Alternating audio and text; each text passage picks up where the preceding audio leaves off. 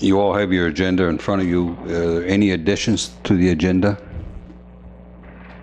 Hearing none, would someone make a motion to accept the agenda as presented? Seconded. All in favor, say aye. Thank you. We'll move down to second and possible final reading of Sewer Bylaw S-084-05, proposed amendment. Is someone prepared to move that to second? Gerard? I move for the approval of the second and final reading of the sewer bylaw S-084-05. We have a seconder for that? Any question? Hearing none, all in favor, say aye.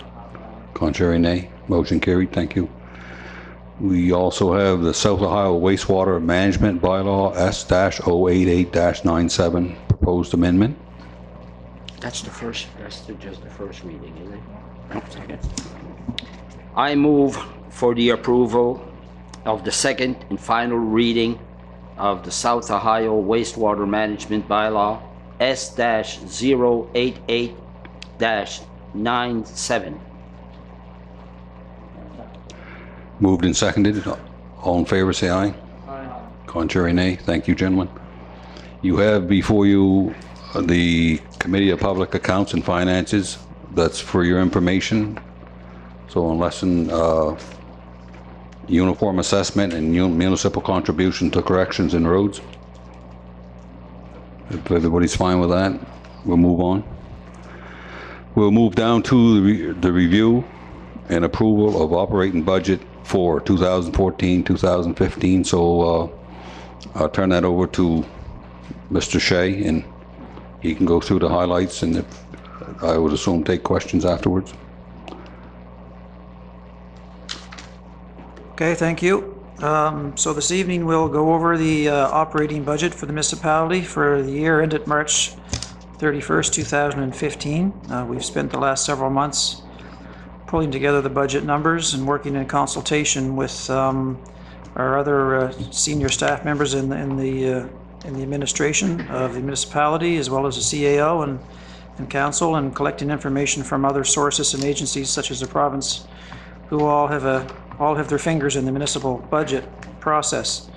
So this is the culmination of a few months' work, and we think it's a very well balanced and a reasonable budget, and certainly allows us to continue to move forward with providing services to the community and keeping engaged in some very interesting economic development and other projects within our region. So I'll just go down it starting at the non-tax revenue section and read out the totals for the subcategories, and I'll highlight if there are any significant variations from last year's budget. I'll try to highlight those. So starting off in the non-taxable revenue section, the assessable property rates for fire and for forest property are $961,657. Special assessments, which are sewer, are budgeted at $274,754. Business property is $204,131. And other taxes is $175,000 to basically the deed transfer tax. And again, there's really no significant changes to these numbers, so there's nothing much to highlight there. Grants in lieu of taxes is budgeted at $32,720. Services to other governments, $458,969. A small increase in anticipated revenues from leisure services, provision of programs over the course of the next year from that department. Other revenue from own sources, which is a hodgepodge of miscellaneous permits, fees, licenses, interest revenues, rental revenues, is $674,954. It's budgeted up a little bit more from last year, largely from additional rents earned at the industrial park. Unconditional transfers from other governments, $152,784. Conditional transfers from federal and the provincial governments, $462,471, which is, the budget is down considerably from last year. This is essentially gas tax funds. Last year was a bit of an unusual year where we had some funds coming in from the federal government for some programs that we were operating that are now wound down and no longer funded. Other revenues, other transfers is $24,374. That's a small item, but it's new from last year, and that's monies that we intend to draw in from reserves to help fund our contributions to the hospital scanner project. So the total revenues, the total non-tax revenues are budgeted to be $3,421,814.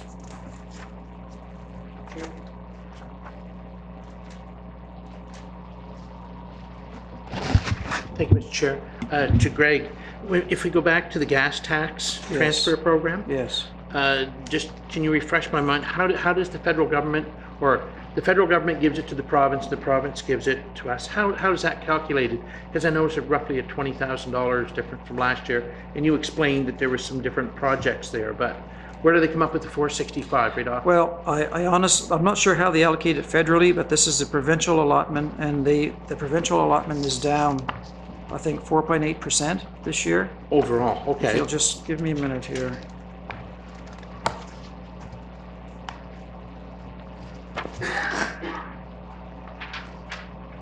They don't explain the rationale, they just explain that Nova Scotia's share of the funds from the federal government are down 4.8%. Okay, so it's across the board. It is just in because some municipal unit doesn't do a project or doesn't No, use it. no. It's okay. It's So right across the board. at the time of the budget preparation, we're not given a hard number. Okay. So I used the 4.8% overall reduction that they've told us is going to happen, and I applied it to our receipts from last year. But it will be right in that range, probably, give or take a couple thousand, a few thousand.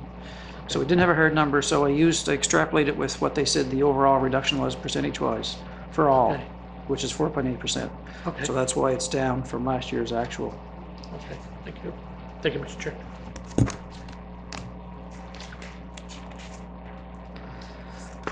Okay. On now the expenditure side, we'll spend a little time and go through that. We'll start with general government services, legislative, budgeted at $224,400, actually down a little bit from last year's budget. General administration, $881,813, very consistent with last year's budget. No significant changes to note there that I can see. Continues to be a little bit of pressure on the admin building with electricity rates and other service charges, but other than that, it's fairly consistent with last year's budgeted number. Financial management, $50,000. That's audit and legal. Taxation, $293,426. This number is going up some. You'll see a new line item or a new number there, $41,671 in other taxation. This is a new area for us where we're forging new agreements with our partner municipalities and some tax sharing arrangements, and we'll be having to make contributions back to them on some of the commonly owned properties with those, and so we're going to funnel those through that account there. Other general government services, $255,975. It's a significant drop from last year's budget, and the significant drop is due largely to a reduction in grants to organizations, which is $120,992 versus last year's $202,000. Last year was an extremely unusual year in terms of demands and requests for not only grants, but also the size of grants from the organizations that applied. So it was a bit of an anomaly year. There were some large things happening that we contributed in through that line category, and this year it's coming back down to more historical levels. The next page is protective services, which is essentially RCMP, DNA and corrections, $1,050,313. Chair? Me? I'm sorry. I guess for me, we're allowed to stop and ask questions if we go. Sure. Okay, thank you. If we can go back to other general government services, please. Sure. Lighthouse expenses Yes. of 35. Yes. I know we own the property. Can you just give me a quick update on what expenses we carry over there? What, That expense is intended to carry a groundskeeper for the summer. It's intended to carry the insurance, okay, some repairs in some facilities repairs in the structures that are there. okay, And those are the major items. okay. And that would be, if I may, that would be like for getting it winter ready and so on, and then getting it ready for in the spring? Yeah, there's insurance, there's some fuel in the gift shop. Again, like I said, Director of Works had identified some inside repairs estimated around $5,000 need to be done, and I said we have allowed for summertime help.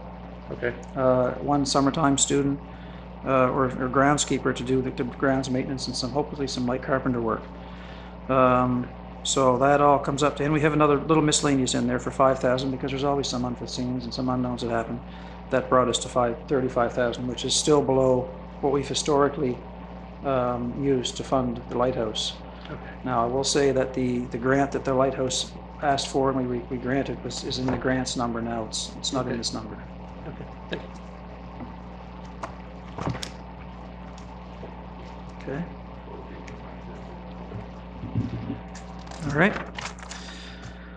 So we were on RCMP, and it's a number that's given to us by contract, and it even seems to increase a little bit each year beyond our control. But this year it's $1,050,000, 313. Actually, not slightly. It's only slightly higher than last year's budget. Fire protection is $1,090,058. Nothing significant to note there, I don't think. Emergency measures, $21,991. That is our share of that organization's, that's cost shared with the town. Other protective services, $284,986. This is up a little bit due to increases in staffing that took place last year, and now we're on board for a full year.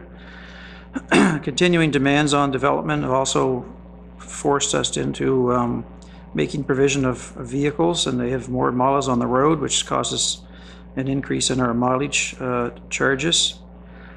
And those are probably the largest items in there that you'll see any significant increase in. Animal and pest control, $31,008. Transportation, $453,937. Pretty close to last year's budget, including the airport is included in this total. Streetlights, $290,000. It's up significantly from last year. There was a double-digit increase in rates. As what everyone knows, is Nova Scotia Power continues to push rate increases through on everyone, particularly the non-residential sector that typically seem to be in double digits. So that's up considerably. Public Works, $366,711.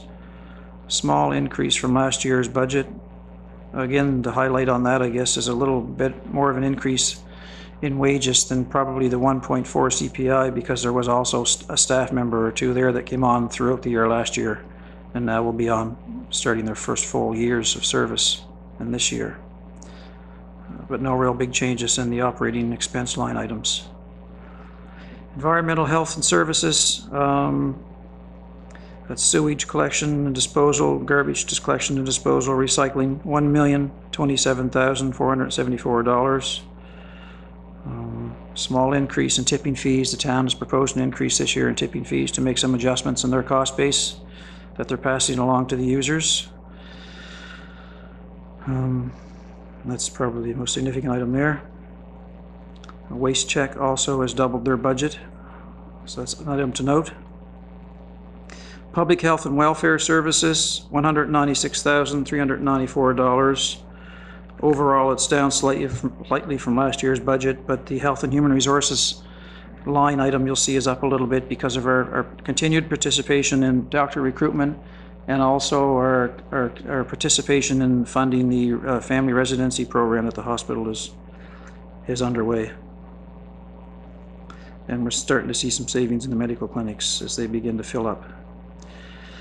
Environmental Development Services, District Planning, $71,375. Again, there's a new planner, I believe, that's been taken on board full-time there, which has caused a bump in our what we had paid in the past for that service.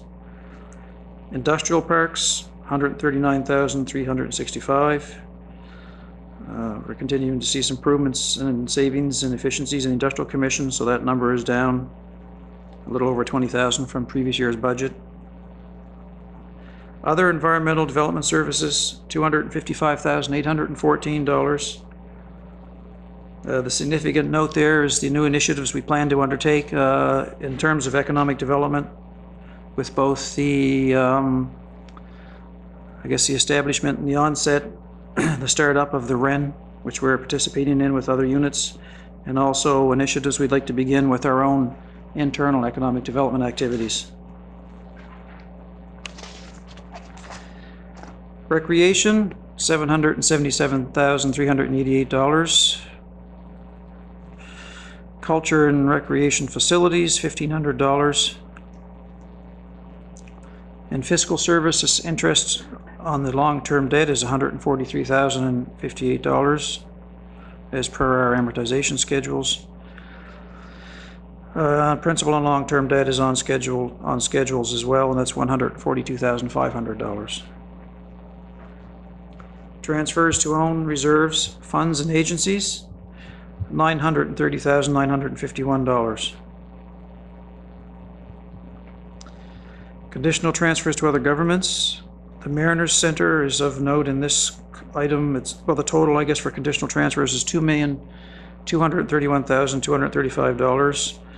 There's a bit of a jump in the Mariners Center where they have a capital works project planned for this year over and above their normal operations, which we expect to have to make a contribution towards. So that's included in our budget line item as long as our share of funding whatever deficits they've budgeted for. District School Board, of course, that continues to keep going up. It takes a big chunk of our, bigger chunk of our budget every year, and now it's at $1,999,617. Contingency for unforeseens is set at $35,000. So the total operating expenditures for the year are budgeted to be $11,246,672, which is a 0.3% increase over last year's budget.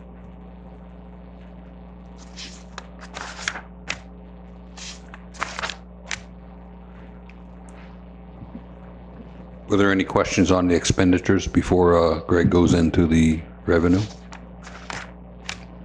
Councilor? Right, the new Public Works building, those dollars will be coming out of the Capital Reserve Fund? That's where they tend to get funded out of capital reserves, yes. Okay, Yeah, thank you. over time. Yeah.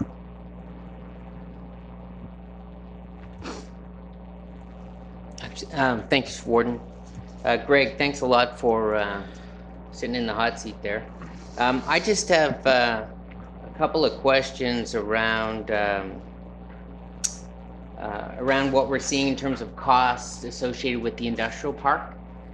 I'm wondering specifically about that CSC building that's there. Mm-hmm. What's that cost us on an annual basis? It's probably costing us in the $25,000 range, plus or minus now each year, to service that building while it's sitting there. And how long's that been vacant? About a year and a half, I think.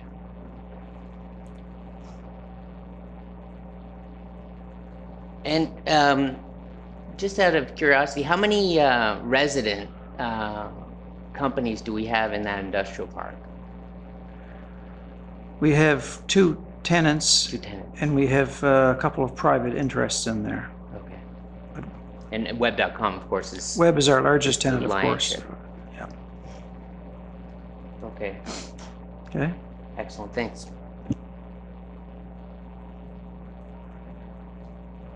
Okay, Greg, carry Okay. on. Yeah. All right. So, so what we do then is we kind of work backwards a little bit to try to figure out what we need to fill the gap. And there's a worksheet that I think is in part of your package that is essentially a summary of the operations budget. And it culminates in two or three options that we decide to present to you. it's always good to have options, and there's a myriad of options you could select, but these ones are practical ones that we thought were worth looking at in order to balance our budget. And what we would propose this year to balance the budget would be, so there's three options on the sheet. If you look at it at the bottom, there's what would happen if we didn't change our rates. What would happen if we increased our rates by a penny, and what would happen if we increased them by 2 cents. So we looked at it and considered it and discussed it, and I think what we would propose to do this year for our budget would be to propose a 1 cent increase in the residential rate only, and a 0 cent increase in commercial rates. If we did that based on the assessment that we have now to work with, we would raise revenues of $7.685 million. That would still leave us a shortfall of $139,751, and so what we would propose is to pull that of prior year's surpluses. This budget also includes a 5% increase in the sewer rate charges, the operating charges.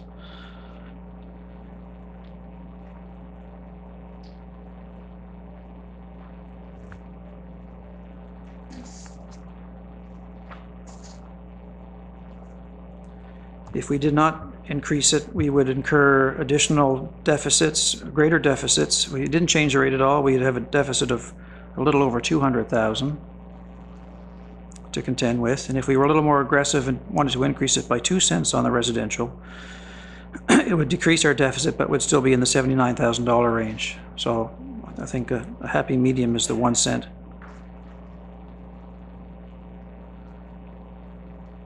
So that's what we have to present to you in terms of this year's operating budget. Oh, thanks, Greg. Just for clarification, our current tax rate is $1.15, and that's per $100 of assessed property value. Yeah. So if we talk about a 1 cent increase to somebody that that pays, let's say on average, $2,000 a year in property taxes, that would be a $20 annual increase. Yeah. Not even that much, like $2. A little less because we're over 1 there. Okay, thank you.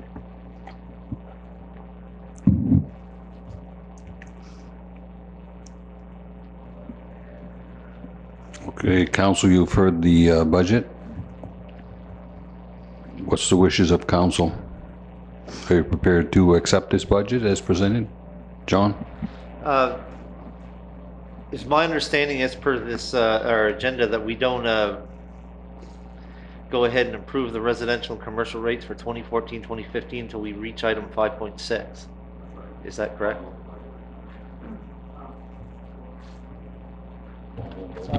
No, what we need now is a motion to approve the budget itself, the budget document. How you fund that will be in 5.6.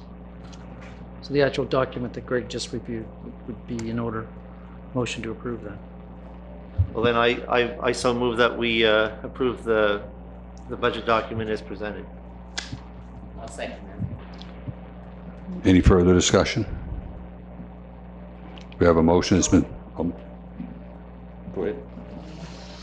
Right, and as you're well aware, I didn't vote in favor of the capital plan, and the capital plan included the municipal works building, and of course that is connected to this budget. No, it's not. Not at all.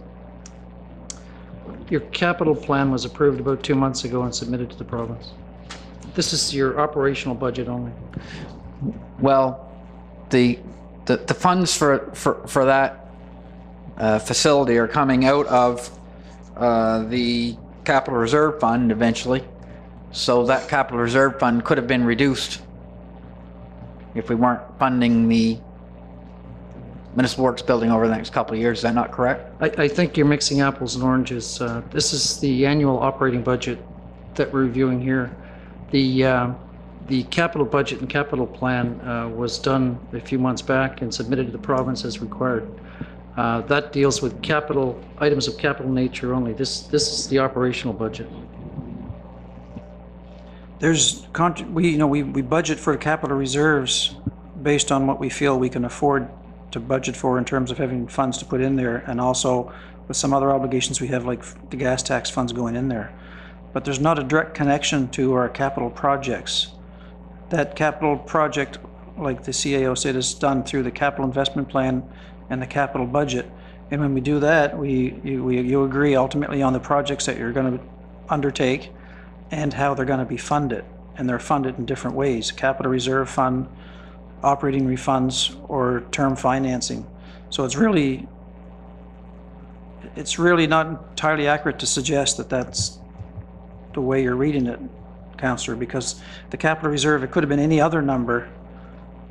It's not necessarily related to what's in the capital plan in any given year. Yeah, I understand. I understand what you're saying from a technical perspective, but nonetheless,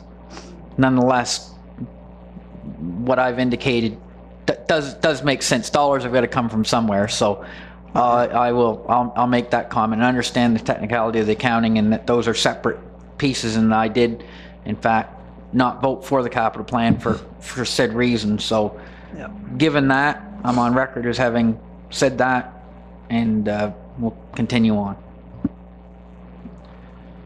Thank you, Councillor. Any further discussion? Question being called on accepting the operating budget as presented. All in favor, say aye. Aye. Contrary, nay. Motion carried. Thank you. We will now move on down to the fire department and volunteer fire departments and their area rates.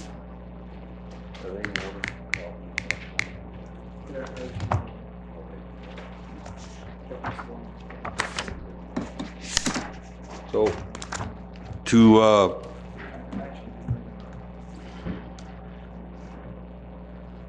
Three is actually year months. but the rest are. Greg, could you identify fire departments a different number? We're only on the schedule is F1, F2. Okay, sure, I can do that. F1, do you want to, F1 is Carlton.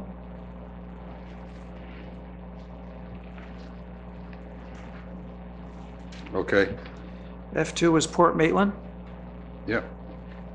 F3 is Yarmouth. Yeah. F4 is Lakes and District. Yeah. F5 is Lake Vaughan. F6 is Valley and District. And 7 is Kemptville. Okay, so instead of doing them individually, I'll read the individual rates with each fire department, and in the motion you can just specify, like, whoever makes the motion, if you're prepared to accept them and put it into one. John? Mr. Chair, I have all those figures in front of me. If you want me just to list them off. I do have one question, though, about, before we go ahead with this. It's the Kentville fire rate. They have the rate unchanged at 8 cents. However, they have a special rate of 3 cents for an additional period. And I know what that's for. How do I go about making that a motion? Do I just make it as, like, say, to accept the 8 cent fire rate with a special rate of 3 cents? I know it's a technicality, but in all reality, it's 11 cents. But the special rate, I do realize that that's staying on for a specific period of time. So I'm just wondering the optics of that. Yeah, the special rate would be in and out anyway, so it's not, it won't affect the bottom line on that. So do I, or whoever makes that motion specifically point out a 3 cent special rate? Do you have that information as well, Greg? I think if you're going to recognize the rates, you should recognize them all. There's a couple of them that have got capital rates. Yeah, there's actually, there's that one, there's Lake Vaughan. Yeah, that's the only two, I think. Yeah, So those are you the should only two. mention those as well in the motion, perhaps, so that I they're think they covered. should be included. They will be in and out, but mention them in the motion. All right. Okay, Counselor, are you prepared? Yes, I am. If you have that information, why don't you just include that in your motion? Just give the rates for each fire department, and then we'll get a seconder, hopefully.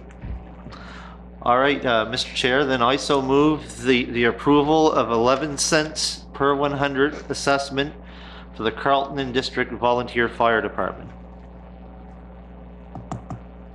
Just do them all, one All right, motion. you want them Okay, all as sure. once? I also, in that motion, include an assessment of 14 cents per 100 for the Port Maitland Fire Department, 17 cents per 100 for the Lakes and Districts Fire Department, 8 cents per 100 for the Valley and District Fire Department, 8 cents per 100 for the Kemptville Fire Department, along with a special rate of 3 cents per 100 addition for a capital, is it a capital purchase. A second, I just lost my spot here. Also, Lake Vaughan. yeah, Lake Vaughan, that's the one I was looking for. Lake Vaughan, I move that we accept the 11 cents per 100 for operating and an additional 2 cents per 100 for capital. That's the motion. Thank you, Councillor. Do we have a seconder for that? Second. Any discussion? Hearing none. All in favor, say aye. Aye. Contrary, nay. Thank you, gentlemen. We will now move on down to approval of sewer rates for 2014, 2015, which are Hebron, Dayton, Port Maitland, South Ohio, and Arcadia.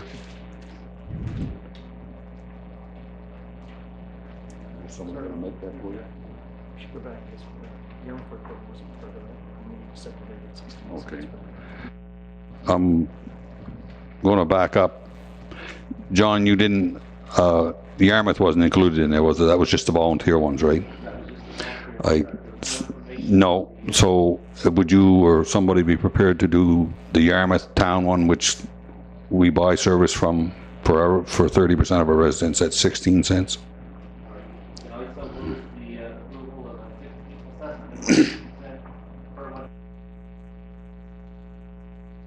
Thank you. Do we have a second? All in favor, say aye.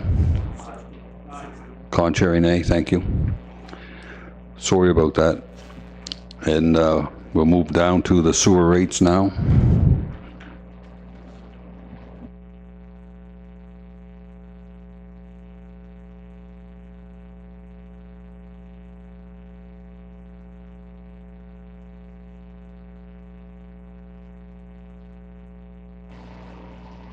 Councillor Anthony.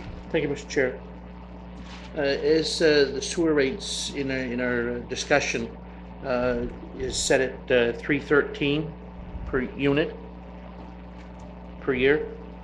I will make a motion to do a 5% increase to that, to bring it to $328.65. Is that the, yeah, to $326. Excuse me, $328.65 per unit for the. Thank you, Councillor. Should that be for 2 years? Pardon me? That for 2 years? Yeah, that's what I thought, it was for this, Okay. just this year's. Also make that a motion, Mr. Chair. All those. Do we have a seconder for that? Okay, sure. 5% from 313 to 328.65 per year, per unit. Any further discussion? Question. Question? Sure. Go ahead. I'd just like to, just for the benefit of people that don't have all the information that we have, I think it's important to understand that that our team, financial team, has looked at the actual costs associated with operating our sewer infrastructure, and when we do that analysis, we find a shortfall of in the neighborhood of $40,000 that needs to be recouped, and that's basically what's leading to this to this sewer rate increase. So we explored a few options, and this particular option will sort of allow us to recoup that those funds over the next 3 years roughly. So, thank you. Thank you, Deputy Warden. Any further discussion? Question being called, all in favor, say aye. Aye. Contrary, nay. Motion carried. Thank you, gentlemen. We'll move down to, we need a motion to approve the grants to organizations for the year 2014, 2015. Is someone prepared to do that? Councillor Churchill? Yes, I'll make a motion that we approve the various grants to the various organizations for 2014, 2015. Seconded. Any discussion? Question. Question being called, all in favor say aye. Contrary, nay. We'll move down to, excuse me, approval of the residential and commercial rates for 2014, 2015. You had a recommendation there from staff, so Councillor Cunningham. Yes, thank you, Mr. Chair. I make the motion to increase the residential tax rate by 1 cent to $1.16 per 100 assessment, and to leave the commercial tax rate at $2.15 per 100 assessment. Thank you, Councillor. Do we have a seconder for that? I'll second that. Moved and seconded. Any discussion? Hearing none, all in favor of, pardon, sorry, go ahead. Thanks, Mr. Warden.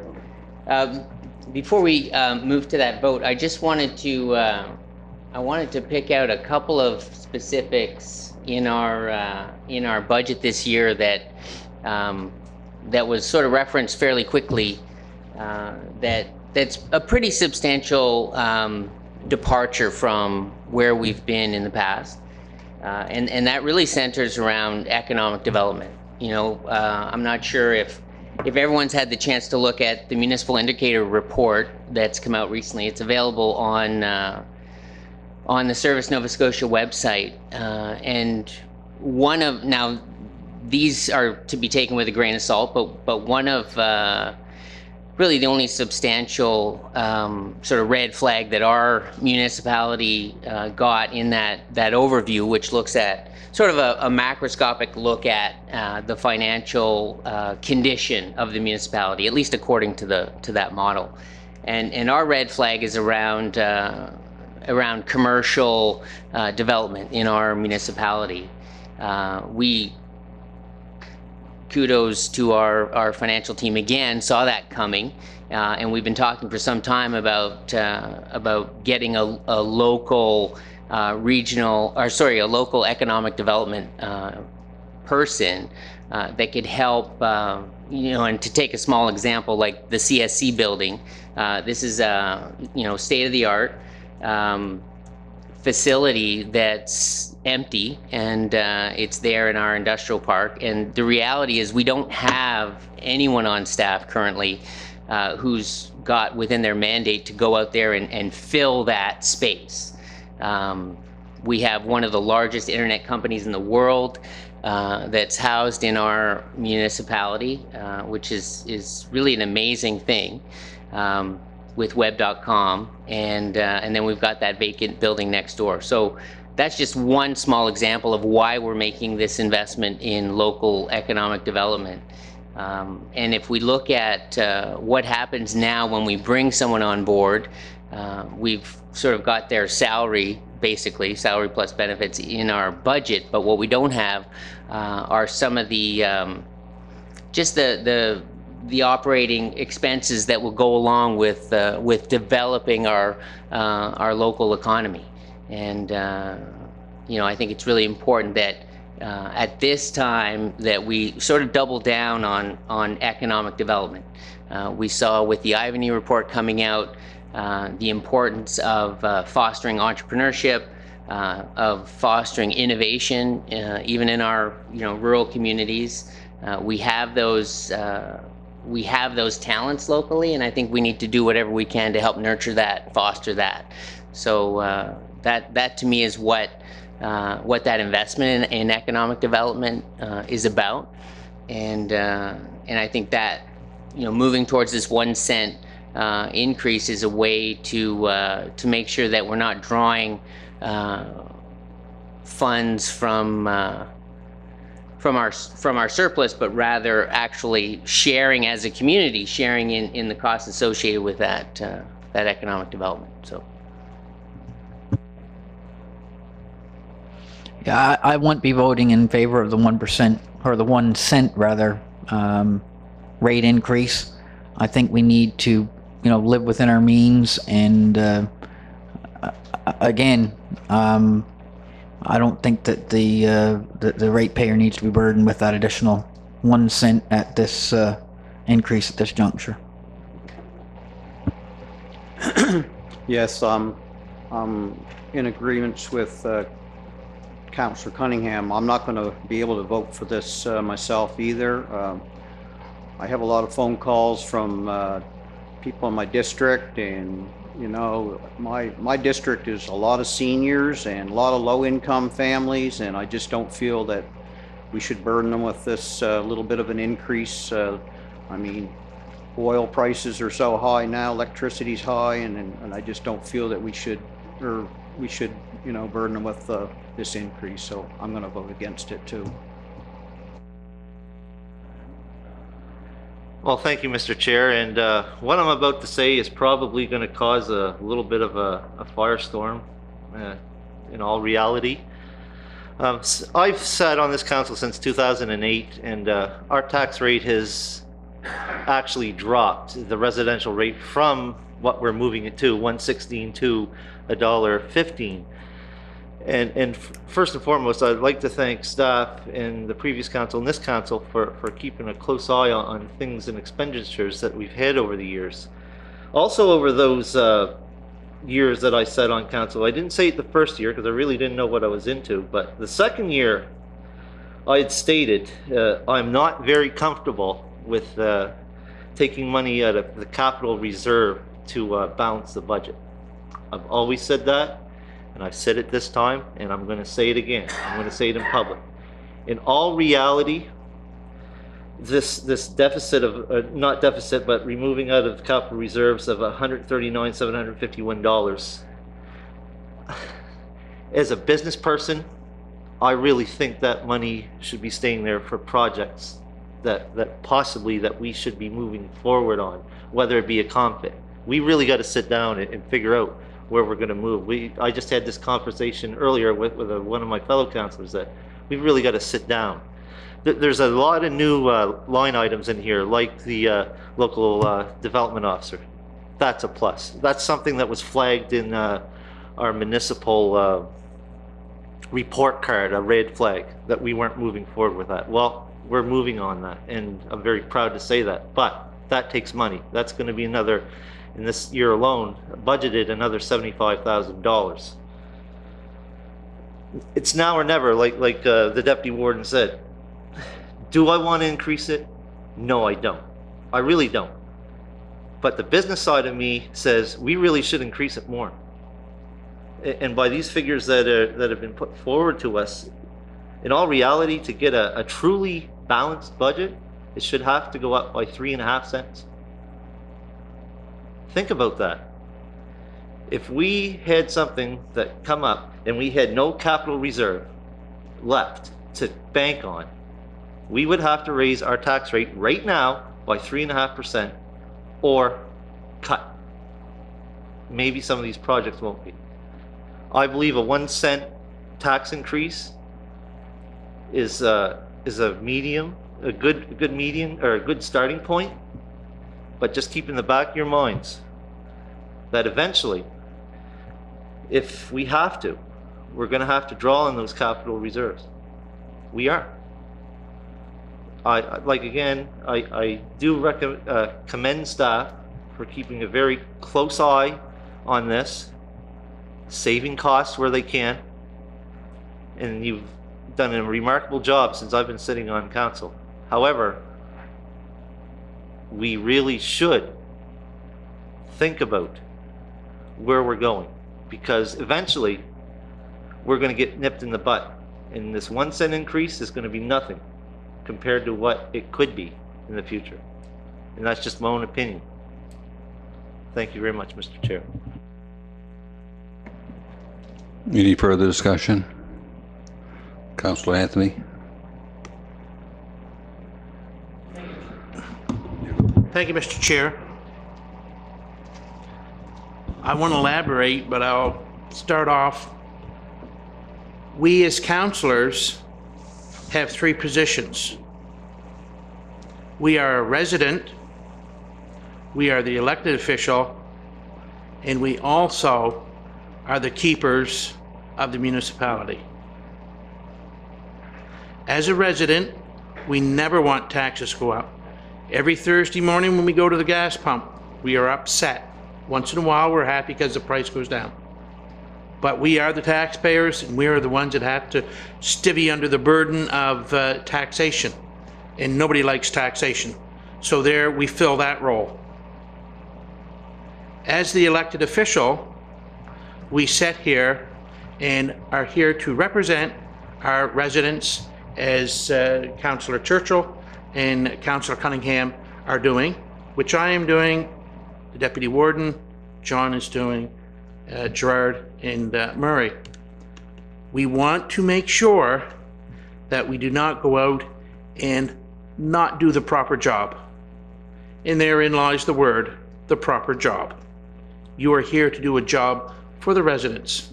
We have the opportunity, we are the ones who listen, know, and do the day, not the day-to-day, but we do the running of the municipality. We have staff that give us the figures. We have staff that run the operation, whether it's leisure services, whether it's development office, whether it is public works, etc., etc. And I feel we have to juggle that position. And or myself in that position, right now, I can honestly support a 1% or a 1 cent increase because I am here to make sure, and there's the word, to make sure that this municipality does not fall into some of the unforeseen and bad situations that some other municipalities have fallen. Hansport, Bridgetown, and the list goes on, that are going to have to amalgamate or be swallowed up by some other municipal unit because, and I shouldn't say it in this way, maybe the councillors there did not take the proactive approach, as Councillor John Cunningham said, and as Deputy Warden Steve Paquette said. We got to look forward and so on. And I feel that this municipality in 2009 took 1 cent off. We are only coming back to where we were back in 2009.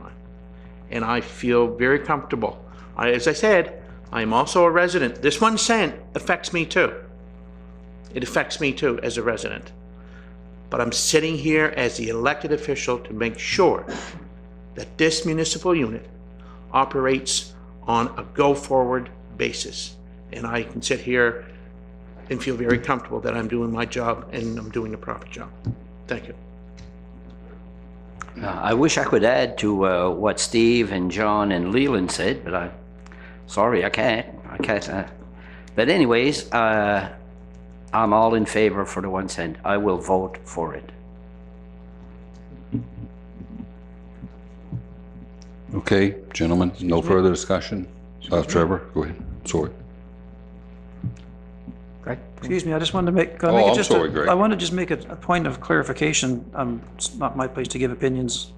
It's for you guys to do. But I just want to clarify on something that maybe it's insignificant, but to me, I'm part of staff, and I guess I could be considered a technocrat, I suppose, and this is a bit of a technical item. So I just want to clarify that the statement that we are funding the balance of the deficit out of capital reserves, that's not correct. In fact, I'll be the first to admit I'm not totally familiar with the MGA, but I don't think we're even allowed legally to fund operating losses out of the capital reserves. What we're intended to balance the budget with is to fund them from prior years' accumulated surpluses and operating funds, which is quite a difference from capital reserves. So that is different from capital. Yes, the capital reserves are not drawn on for that type of expenditure. So that, I wanted to just make sure that was clear in case anybody noticed it, because it wouldn't be quite accurate if it was reported that way.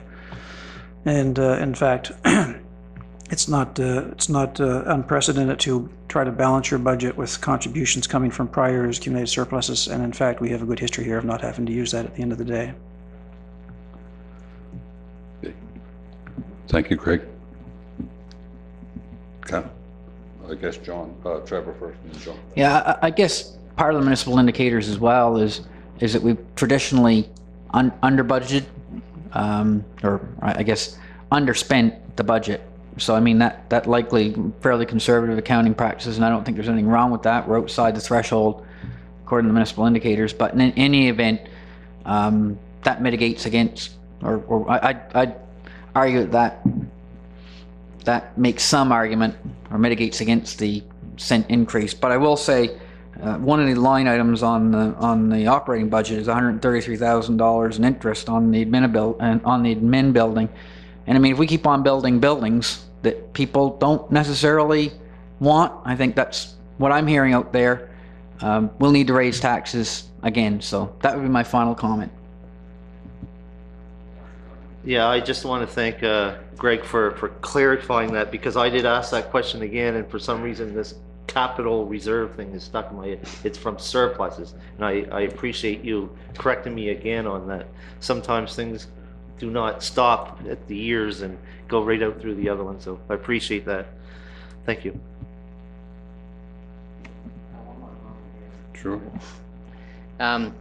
I feel obliged to just respond a little bit to Councillor Cunningham with respect to the capital expenditure around the Public Works building. We had quite a great deal of discussion about that. We heard from staff the importance of having that building in order to ensure that our own equipment is well maintained and out of the weather when it can be, and that's sort of the impetus behind that building. And I think it, quite frankly, I think it does all of us a bit of a disservice to link that with some old issues around this municipal building.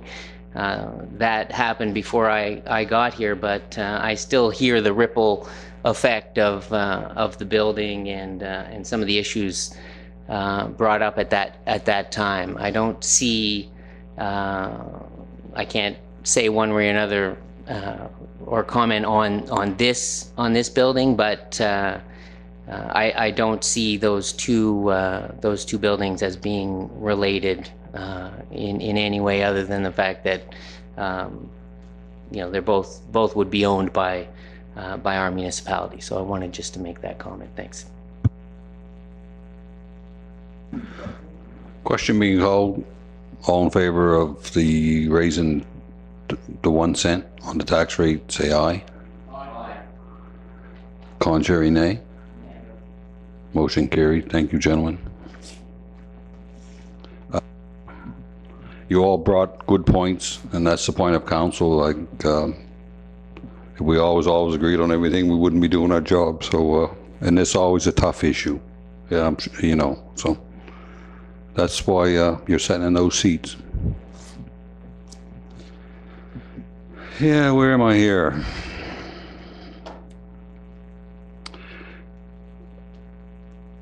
The appointment of a joint police advisory committee member. Councillor Cunningham. Thank you, Mr. Chair. I make a motion to appoint Mr. Bill Carroll to the Joint Police Advisory Committee. Moved and seconded. Any discussion? Hearing none. Question being called. All in favor, say aye. Aye. Contrary, nay. Thank you. You have there free information. I don't think it'd be appropriate to make a decision on that tonight, but you have an email there from the Hospital Foundation. So we could table that. Is there no objections? Okay. We'll move down to, you have your committee reports in front of you. If any questions of any of the committee members, John, go ahead. Thank you, Mr. Chair. The PAC had postponed our meeting here that was supposed to be held earlier this week. However, I just received an email from our district planner, Brad, that we will be holding a public information meeting with an Industry Canada official, Mr. Hastings, his name is. This is to explain the process regulating communication towers. The invitation has also been sent out to representatives of Bell, Eastlink, Telus, and Rogers. This meeting is going to be taking place this Monday, June the 2nd at 7 o'clock. This is a public information meeting for councillors. I believe some of you are going away to FCM, if I'm not mistaken, so obviously some of you cannot attend. This is also going to be invitations sent out to the public and PAC members. So there's been a lot of questions regarding cell towers because actually we all know that we passed a motion to amend our land use bylaws in the Carlton Village zone, allowing communications towers. I shouldn't call them just cell towers because they're actually communications towers in the Carlton Village zone. That was seen as an oversight when we were going through the allowed uses. And Mr. Carroll will be having a presentation on the responsibilities and the federal jurisdiction on stuff like this. So it's going to be very informative, and hopefully those that can attend will attend. That's going to be June the 2nd at 7 p.m. at the Rotary Center building. Right up here, yes, correct. Okay. I plan on attending, John, unless something comes up. You're going? Yes, I am. Yeah. So Also, there's no report to on the agenda regarding YASTA. However, those of you that don't know, we have, as of a week, today, we have appointed Neil McKenzie as the new general manager of YASTA. He's sitting in and falling into place very nicely. I've had 3 or 4 phone calls on initiatives and things that have been going on, and something that's come up over the past little bit. So he's doing so far, from what I can tell, a bang-up job. Unfortunately, I have not been able to spend as much time in the office as I have been over the past week, but I plan on being in there tomorrow and getting him up to speed as much as I can. So far, I'm quite pleased with what we've seen so far. And if any of you have any questions, comments, concerns, projects, anything at all, feel free to drop into the YASTA office and have a talk with him. And also, one thing I would like to go on record as saying is thanking Charles Robichaud for taking over that position on the interim for the past 6 months. I know it was very stressful for him. However, he did a remarkable job. He had a little bit of problems with budgetary things, but not knowing what you're going to get year to year is very difficult. And actually, one of the first things that me and the new GM and I spoke to him today about was that we're going to be looking for continued funding for YASTA over a 3-year period minimum. The reason being is budgetary, but doing up a budget with not knowing how much you're getting year to year is extremely difficult. And we've seen what happened last year with some municipalities not contributing as much over the last year, or as much as their partners. And this year we've already seen what's happened. This year in our budget, our municipality has penciled in $70,000. However, as you're all aware, the town has only committed $60,000. I don't think, as chairman of YASTA, now's the time to really be pushing this area, especially with the largest economic driver coming up and down that harbor over the past few years. We really have to be promoting our area with different things that we have going on, like our guides, advertisements, and things like that. We really have to push. However, we've already spoken to the mayor and the CAO of the town about that, and hopefully they will change their mind. So that's all I have to say on YASTA. And actually, our next YASTA scheduled meeting is for the 23rd of June. So if any of you would like to attend and sitting in on the board meeting, you're more than welcome. thank you, Councillor. Also, there's one more thing. We're not exactly sure when YASTA's AGM meeting is going to be held. We're just finalizing that right now, and we'll be sending out a email and advertising that as soon as we tie down a date with all of our industry partners and different things like that. Thank you. Any other committee reports stand out? No questions? Okay, motion for adjournment is in order. Seconded?